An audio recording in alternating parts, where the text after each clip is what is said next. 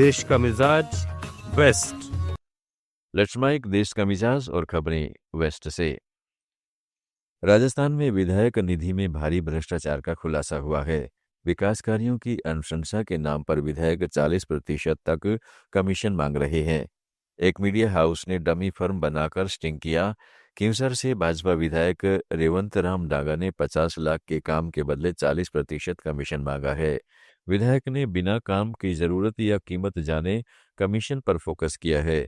इस पर राजस्थान के पूर्व मुख्यमंत्री अशोक गहलोत ने गंभीर चिंता जताई है। गहलोत ने एक्स पर मुख्यमंत्री भजनलाल शर्मा और विधानसभा अध्यक्ष वासुदेव देवनानी से तत्काल संज्ञान लेने की अपील की है। उन्होंने कहा, जनप्रतिनिधियों के लिए सार्वजनिक जीवन में शुचिता और ईमानदारी सर्वोपरि होनी चाहिए। इस मामले की उच्च स्तरीय जांच करवाई जानी चाहिए। कोलकाता में मेसी के इवेंट में हुई अफरा तफरी पर शिवसेना यूबीटी विधायक मनीषा कायंदे ने महाराष्ट्र के नागपुर में मीडिया से बातचीत में पश्चिमी बंगाल की मुख्यमंत्री ममता बनर्जी पर निशाना साधा है। मनीषा कायंदे ने नागपुर में मीडिया से बातचीत में कहा कि ये मेसी का मैस करने का काम ममता बनर्जी ने किया है।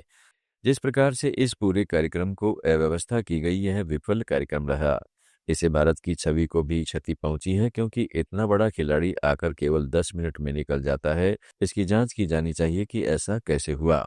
एक फ्लॉप शो हो गया है, इतनी बड़ी बेइज्जती हुई है और इसमें भारत की छवि को भी नुकसान पहुंचा है, क्योंकि इतना बड़ा फुटबॉल प्लेयर आता है और 10 मिनट में ग्राउंड छोड़ के निकल जाता है।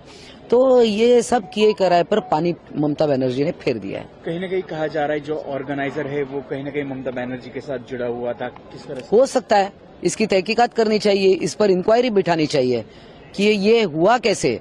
और 10 मिनट में इतनी बड़ी व्यक्ति स्टेडियम छोड़ के निकल जाती है, तो बाद में जो प्रेक्षक है, जो उनके चाहते हैं, उन्होंने वहां पर बहुत सारा कुछ हंगामा हुआ। इसके लिए ममता बनर्जी की सरकार जिम्मेदार है।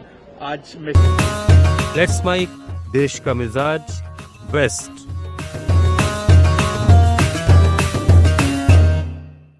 गुजरात के गांधीनगर में सेवानिवृत्त एयर मार्शल पीके देसाई ने मीडिया से बातचीत में कहा है कि हमारी एयरफोर्स एसोसिएशन दिल्ली एसोसिएशन का हिस्सा है, जिसके माध्यम से हम सेवानिवृत्त कर्मियों और उनके परिवारों की देखभाल करते हैं।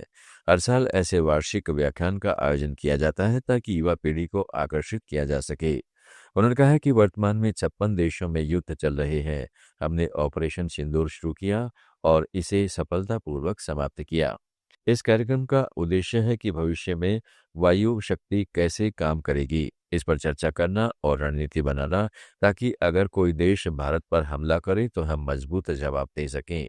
ऐसा है, एयरफोर्स एसोसिएशन गुजरात ब्रांच, ये हमारे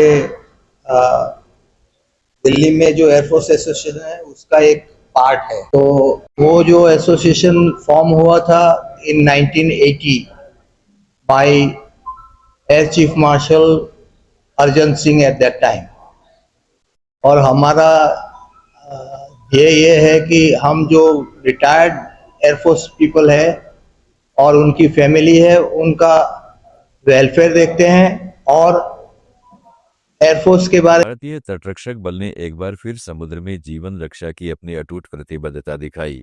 गोवा के पास माल्टा झंडे वाले व्यापारी जहाज MV एंटर एशिया एम्प्लीफाई पर सवार 65 वर्षीय यूक्रेनी नागरिक को दिल का दौरा पड़ा।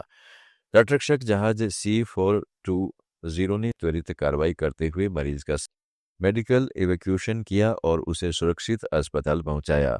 यह ऑपरेशन भारतीय तटरक्षक की तेजी और समर्पण का बेहतरीन उदाहरण है। तटरक्षक बल ने बयान जारी कर कहा है कि समुद्र में जान बचाना हमारी सर्वोच्च प्राथमिकता है। देश के मिजाज में फिलहाल इतना ही। जुड़े रहिएगा लेट्स माइक के साथ।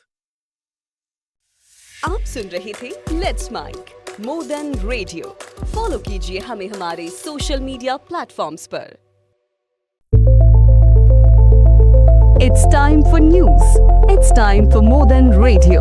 Presenting the first radio news app, Let's Mic. Let's Mic, a news-based app on your phone where you get to watch and listen news, talk shows, interviews, radio show podcasts.